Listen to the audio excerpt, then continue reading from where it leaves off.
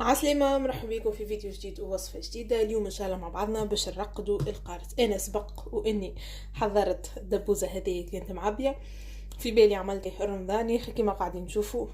كليتها قبل ما يجي رمضان. حبيت نوريكم كيفاش النتيجة. بسم الله، هذه اخر كعبة. قلت خنصور الفيديو قبل ما هكاك، قبل ما نستعمل معناها هنا الكعبة هذه، وزيد هكاكا باش يلقى الوقت باش يحضر في عقله كيما قاعدين تشوفوا. هاكا شوفوا من داخل. نقسمها.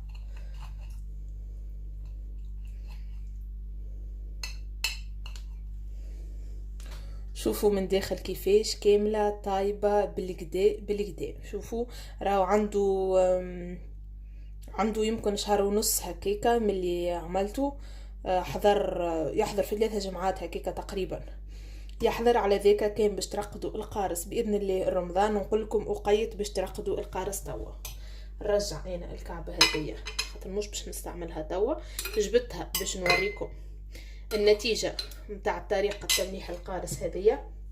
انا الحق كنت نشري حاضر، لكن ملي جربت الطريقه هذيا ومشيت معايا ما عادش نشري حاضر جمله. لهنا خذيت قارص، خذيت كيلو قارص. ما هيش نوعيه جيده خاطر كما تعرفوا الاوضاع هذيا.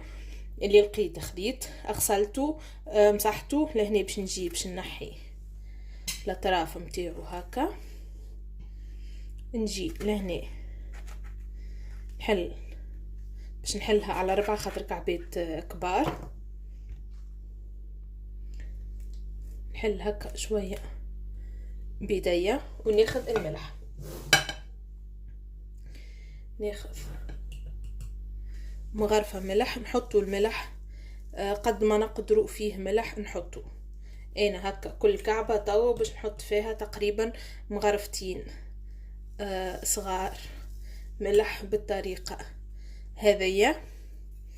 ولهنا نكون عندي دبوزة من المستحسن تكون بولار، ويكون اخداها حديد ولا بلاستيك، المهم تكون تتسكر بالكدا. سبق اني غسلتها وخليتها تشيح في الهواء بالكدا.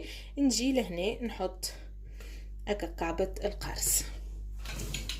ولهنا فما مرحلة مهمة لازم نعملوها مع كل كعبة نحطوها، ننزلوا عليها بالكدا باش تخرج لنا شوية هكا السيترون، العصير هذاك. هكا نحط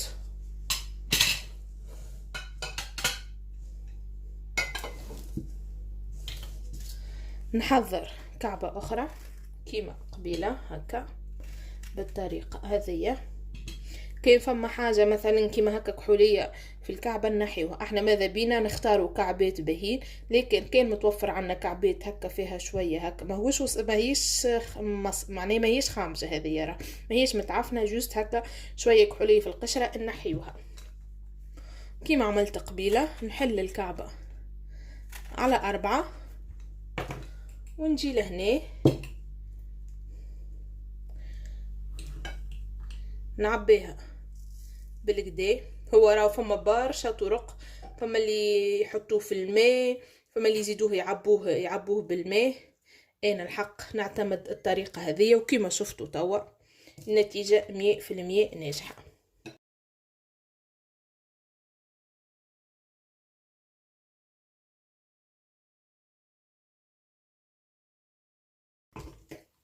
ولهنا لازمنا الكعبات الرسوهم هكا ننزلوا عليهم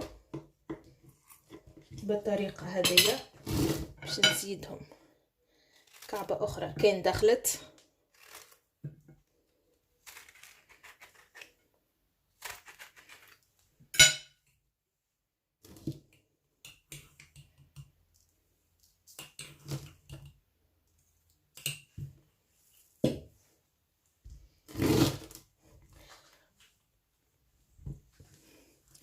كيف ما قاعدين تشوفوا ننزل عليهم باش ما نخليش الفضاء ما بيناتهم. وزيد حاجه اخرى، اكل القارص الزايد، العصير معناها متاع القارص الكل يخرج، وهذاك اللي باش يصبر لنا القارص متاعنا.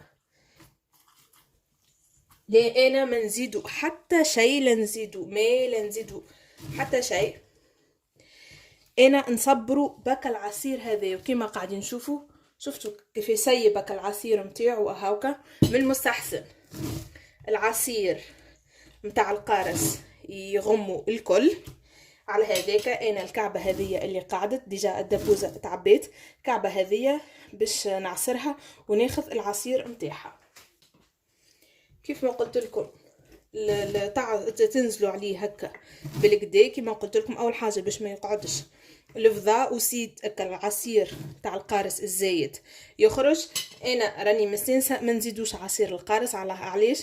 خاطر نمشي ناخذ القارص اللي تكون قشرته جويده ويكون فيه برشا ماء من داخل، على ذاك ما نستحقش باش نزيدو العصير. توا انا هذا القارص اللي لقيته، على هذاك باش نزيدو العصير نتاع القارص. كما قلت لكم المستحسن انه تتعبى، معناها يكون العصير القارص غام كعبات القارص متاعنا هاوكا كما شفتوا. كيف ما قلت لكم كي تختاروا القارص القشرته جويده ومن داخل فيه برشا ماء راكم ما تستحقوش باش تزيدوه العصير. لهنا باش نزيد بابي فيلم، خاطر الخطا الحكه متاعي حديد والقارص والحديد والملح ينجم يتفاعل مع بعضه هكا. وزيد باش نتاكد اللي الهواء ماهوش باش يدخل للكعبات القارص. نسكر بالكدا. هو راهو من المستحسن كي نصبروا الحاجات نصبروهم في حكوك كيف هكا. هذوما اول حاجه يتسكروا بالكدا، وزيد فيه البلاستيك هذايا يحمي الخضره والا الفلفل اللي احنا محضرينه. على ذيك نسكرها بالكدا.